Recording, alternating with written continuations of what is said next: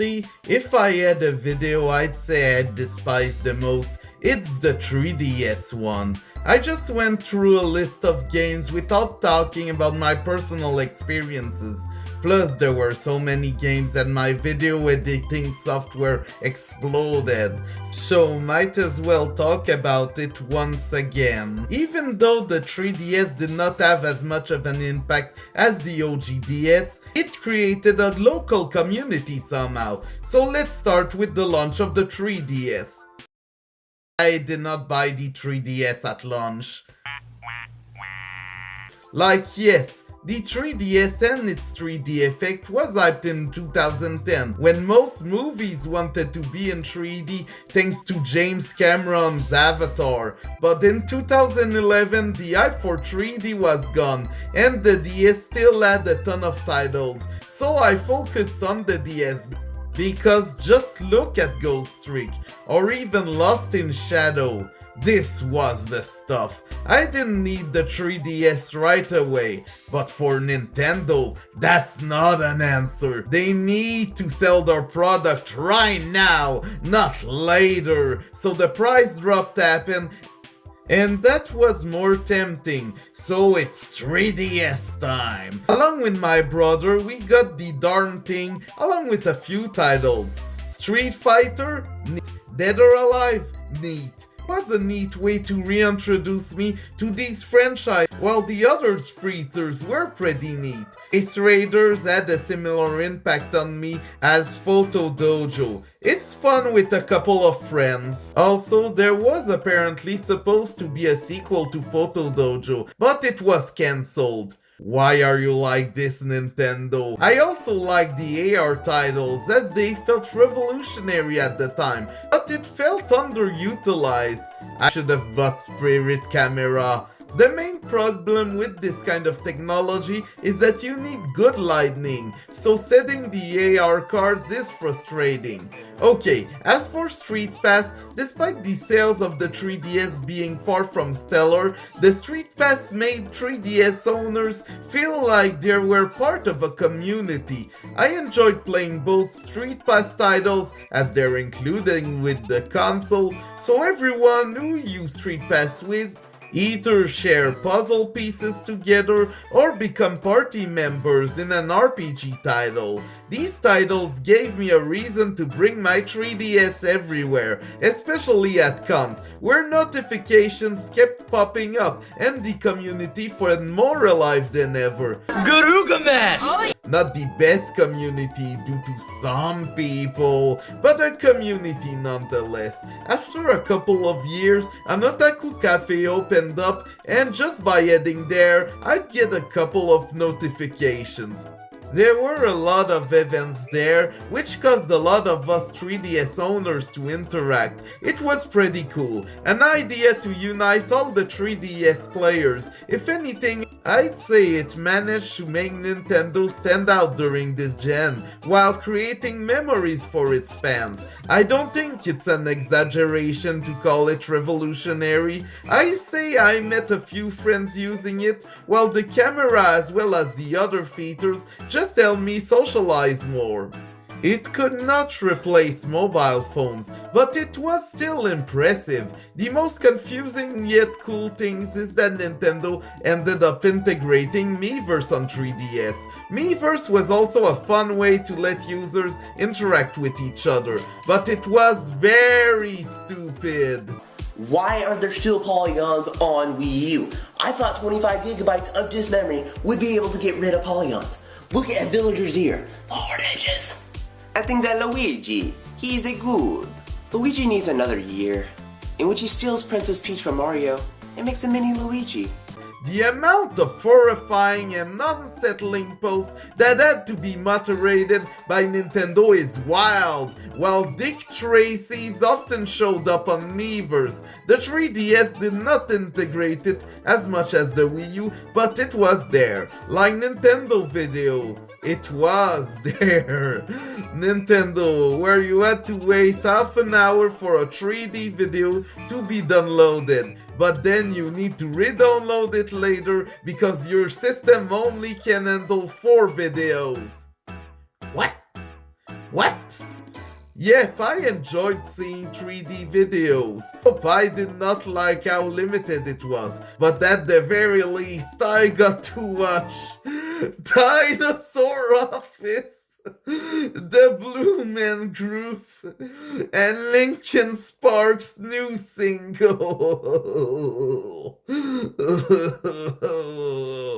No way toward the band, unlike that single. Nintendo Video could have been better, but it was still an interesting way to show off 3D videos. And then YouTube happened on 3DS.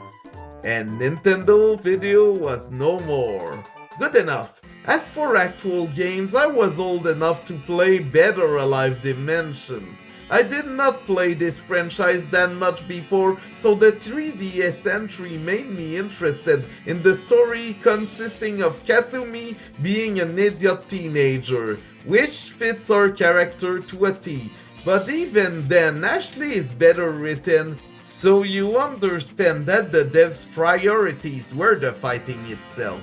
It's still fun to watch in that Warrior Cat's era way, especially when it's a big, ambitious presentation, with the characters not moving at all. Heck yeah! Either way, most fighting franchises were on 3DS and it all looked fine. Too bad the 3DS sales weren't. It was all due to this.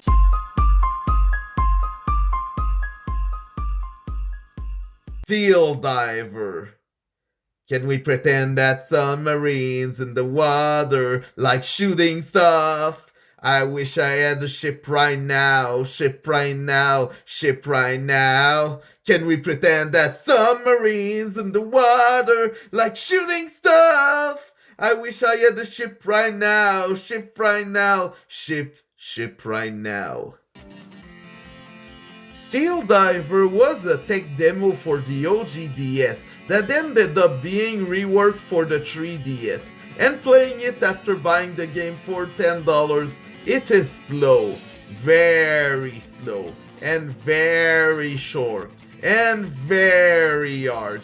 The thing about portable titles is that I play them for 5 to 15 minutes bursts before reaching the next save point. Steel Diver wants you to get immersed as a submarine. It wants you to experience the struggle of being underwater. To that, I both enjoyed what was offered to me, yet raged when I started being terrible at the title. You need to know what you're getting into, to the point where your patience will be tested. Plus, it barely uses a 3D effect, so that was hyped so much. And let's just say that for $30 it was a very hard sell. Pilot Wings for 3DS at least use the 3D features while being creative gameplay wise, but here's my opinion. I love the Mii's, but compared to the Pilot Wings 64's character designs, oof, a bit of a downgrade in my opinion. Fortunately, you can play as any Mii you want, and let's just say that people can get very creative with Mii's. So aside from those games, that's all the 3DS titles I knew about that were at launch.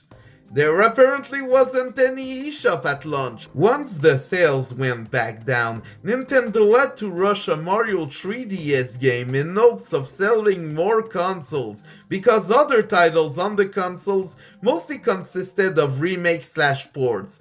I talked about the 3D Land here, but I need not talk about Mario Kart 7, because there's not much to talk about. I mean Mario Kart but no mission mode. The online was fun with friends and so was the local multiplayer. Also, Queen Bee is playable. Yeah! Next, there were a few titles I kinda forgot about, but I ended up buying later. After the Season 3 of Spongebob, Season 4 was where I got tired of everything Sponge related. Most episodes I did not enjoy at all.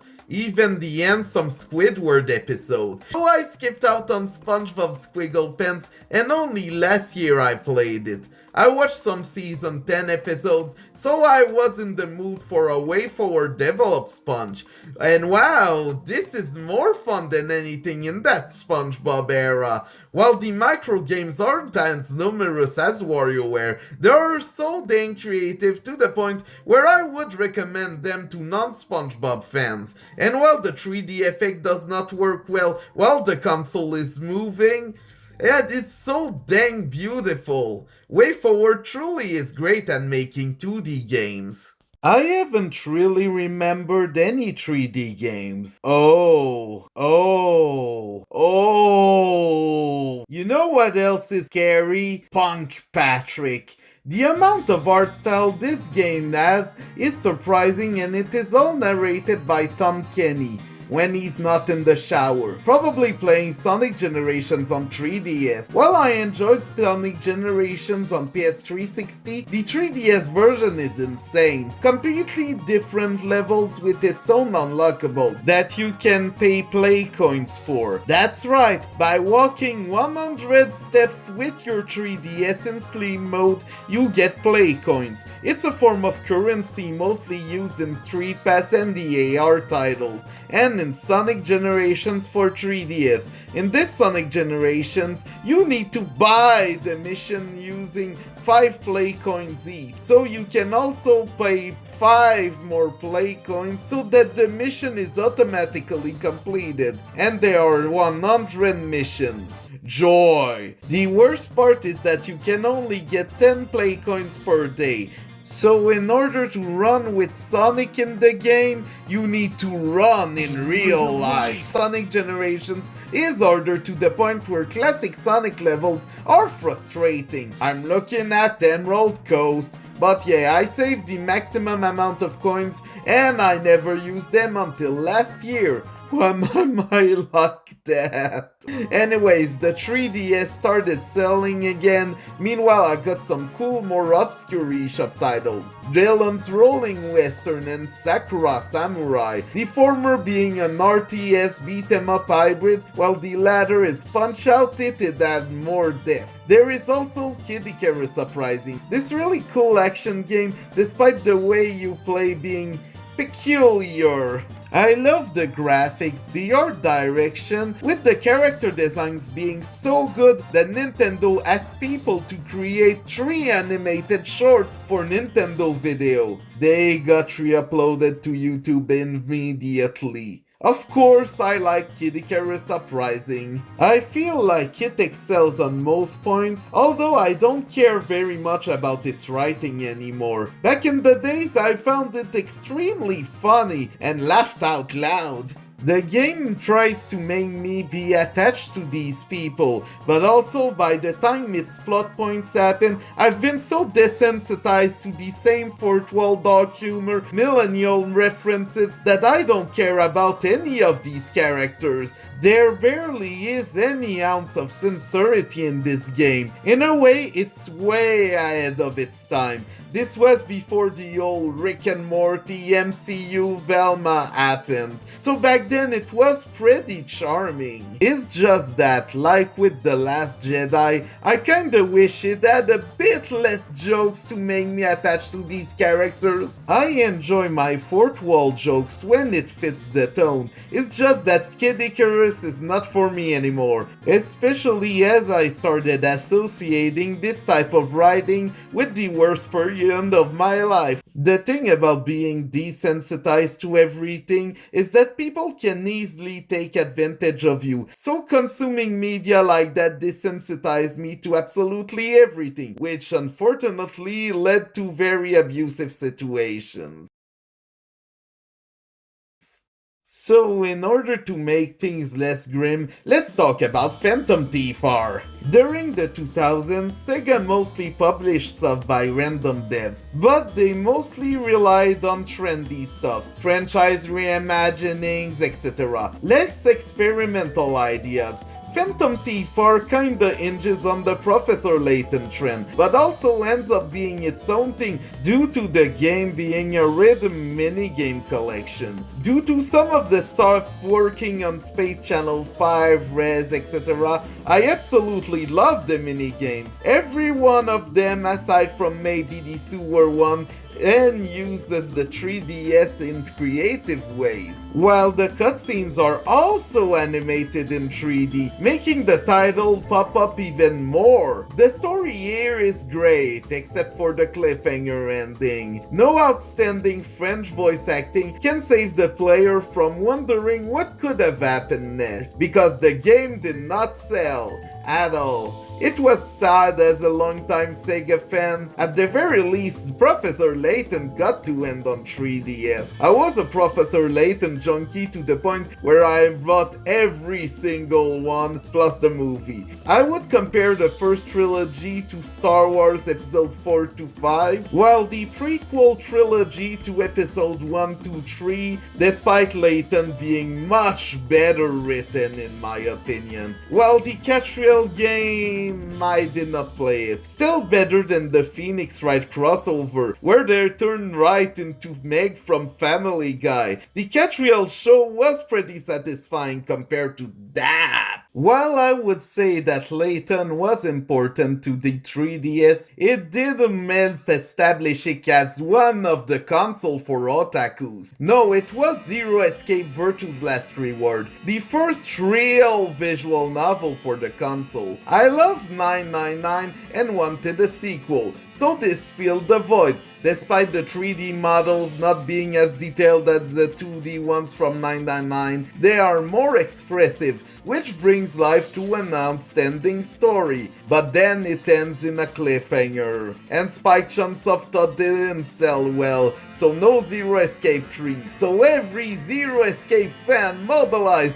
so that we can finally end this trilogy. Like there was this one Facebook group talking about it, and an old meme I made, so our wish was granted in 2016 with Zero Time Dilemma, a weird Telltale-like game that ends in an open way. Not 100% satisfying ending, but good enough. But the thing is that the 3DS audience started changing since then. It got a lot more RGRPGs, some of them having dating sim elements, so stuff like what was supposed to be the last Fire Emblem caught on, making the franchise much more popular than it has ever been. So that gave the go signal to other JRPGs so that they could come for 3DS. This made the 3DS a whole different beast, despite more mainstream games also landing on it. Zelda would be less to the Otomo game, Akuoki, or Rune Factory 4. Not the most mainstream stuff, but also not as experimental as the OGDS. The PSP and PS Vita are known for their less mainstream games library consisting of otaku titles. But since the Vita is being much more obscure, I think the 3DS was a bit of a more mainstream successor to the PSP's library. But then again, you can't deny the PS Vita's gaming library, like Criminal Girls, where you punish some girls. Square Enix's Bravely Default, along with the Milk Machine Persona Q, certainly helped establish that vibe. The Bravely Default was very ahead of its time by being a JRPG following the established formula, but also by being for more casual players. The title has random battles that you can turn off anytime with multiple difficulties, fast forward options, etc. It is the first of its kind by Square Enix and had an impact on its port so that everyone could play them. So what about the story? Aside from a neat twist at the end, it's a standard fantasy story. It did not satisfy me as much as Final Fantasy IX did, mostly because it was inspired by Glee. Yes, this thing. I still won't deny the impact the gameplay itself had on JRPG. Some of those features are also present in Enchanted Arms, so if you don't have the moolah for Bravely Default, there you go. For a 3DS JRPG that's naughtier, there's Conception 2, where you have children with girls and make them fight. Yeah! Don't let your kids watch it! I played the demo and had fun with the gameplay. I was not too sure about the story, but I tried it anyways. Despite looking stellar for a 3DS title, the writing was very flat, which is something you can't always do in a JRPG. Since I'm not straight, I prefer to consider myself not the main character of the story. I consider it more like a romantic comedy. Fun, cheesy, but I can't be the protag. It's how I experience anime. I'm not Kirito, but I mostly enjoy its adventures. Just like Persona, it's a dungeon crawler, which I did not appreciate at the time, so I sold it.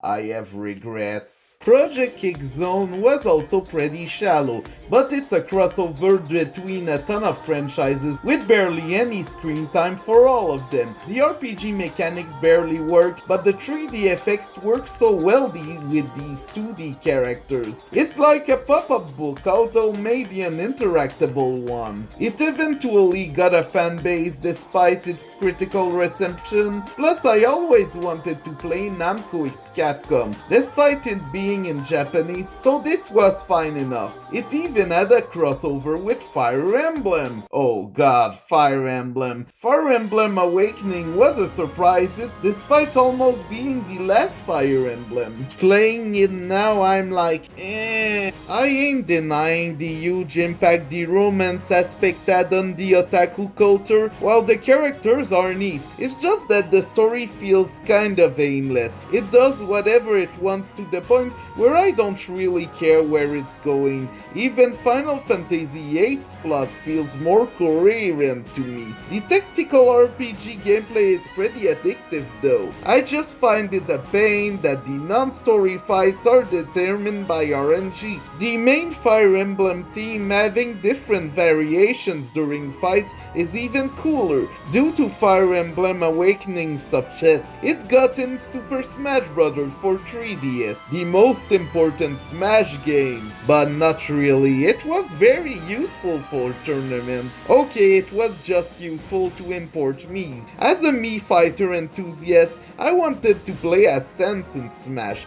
I even got my greatest moment when I was playing as Sans. Smash 3DS was fun. It's just that you also had to pay for the DLC on 3DS as well as for the Wii U. Yay. I also played more Pokemon with other people. Pokemon Black and White got me back into Pokemon due to its story, while X and Y had this really impactful moment, but that was it. Gen 3 remakes were neat because it added something other than double battles, with Sun and Moon easily being my favorite 3D Pokemon title. Remember when you had to get a download code via email to get a special demo? That was a thing. You could only get it via Street Pass, which is a very Game Freak move, so we all tried consulting each other to get it. Even Pokemons were relegated to codes mostly. GameStop was at a Geek Expo event and gave me all of these codes. I can't make this up. It's too bad that I kinda threw up in the recycling bin before this video. The eShop had some really cool games. This one is a low-budget chibi robo, mostly based on minigames that uses a 3DS's features well. You need to take pictures of certain objects to progress through the titles, plus minigames reappear and disappear randomly, so speedrunning the game is borderline impossible. I still think the title retains the chibi robo charm, it's just that it's a slower pace even compared to the OG one. And I also casually bought Chibi Robo Zip Flash at $10 and I enjoyed the experience a lot. A slower paced platformer with a simple gimmick, kinda reminiscent of the 16-bit days. The roulette wheel level selection is kinda stupid though. I had done zero research on the game, so I did not know it was so infamous, and honestly, that's a better experience. Being told by an edgy YouTube commenter your opinion isn't valid because their parasocial relationship who doesn't care about its existence hates it, you know what? That's kinda annoying and shut down conversations. My videos are not an endpoint, and my opinion is not the only one. Please take other people's opinions with a grain of salt, and stop commenting on 9-year-old trailers and review bombing. God! 2015 was also the year of the free-to-play games on the system. I have played Pokemon Shuffle to an extent where I can consider myself a former addict. As for the game, it is a Candy Crush-like free-to-play game, but with Pokemon elements and RPG mechanic. It's kinda fun at first, but then you get stuck in a place and you need to grind specific Pokemons. Even Pokemon Rumble World and Team Kirby Clash Deluxe aren't as annoying, and Kirby Clash Deluxe can be annoying. Okay, Pokemon Rumble World is incredibly shallow, with the game basically playing itself without any need to press the attack button. Sure, it's a beat 'em up, but even the most casual beat 'em ups have more buttons than this. I like it, but holy crap, it is shallow. Team Kirby Clash Deluxe that has some depths in its RPG mechanics. I hate it. Pokemon Picross is easily my favorite of the bunch, with its mostly daily puzzles. And the daily puzzles are almost as entertaining as the actual Picross puzzles. So Pokemon Picross can easily be addicting, even if online. Although I wouldn't recommend the grind for Picross because, oh god, only for me. 2015-2016 was a quieter year for the Nintendo 3DS, as well as gaming as a whole. If you ask me, I was busier playing parasocial Parascientific Escape. Now that I think about it, well, the 3DS had mainstream otaku titles, the PS Vita has a bunch of odd, creepy titles. Some more hardcore otakus played Criminal Girls, as I've mentioned earlier. Meanwhile, the 3DS just had the Parascientific Escape games. Obviously, we're inspired by the Zero Escape games, as well as Petit Novel Harvest December. I despise this visual novel, even compared to your run-of-the-mill harem animes. But since there wasn't any other non-otome titles on the 3DS, well, too bad. While there were plenty of other 3DS titles, I eventually lost interest in it, which sucks. But hey, Sun and Moon for me was enough, because there was one announcement that almost made me lose all interest in the 3DS. The Switch. As soon as the Switch was out, I lost almost all interest in the 3DS. It had Bomberman after all. But the worst part is that only in 2023, before the eShop's closure, I started liking the 3DS again. So I missed out on many games from that era. At least I have 7 Dragon Tree. But yeah, don't rush right now to buy the next new shiny product, and take the time to appreciate what you have first. Either way, thank you for watching, please like and subscribe, and bye bye!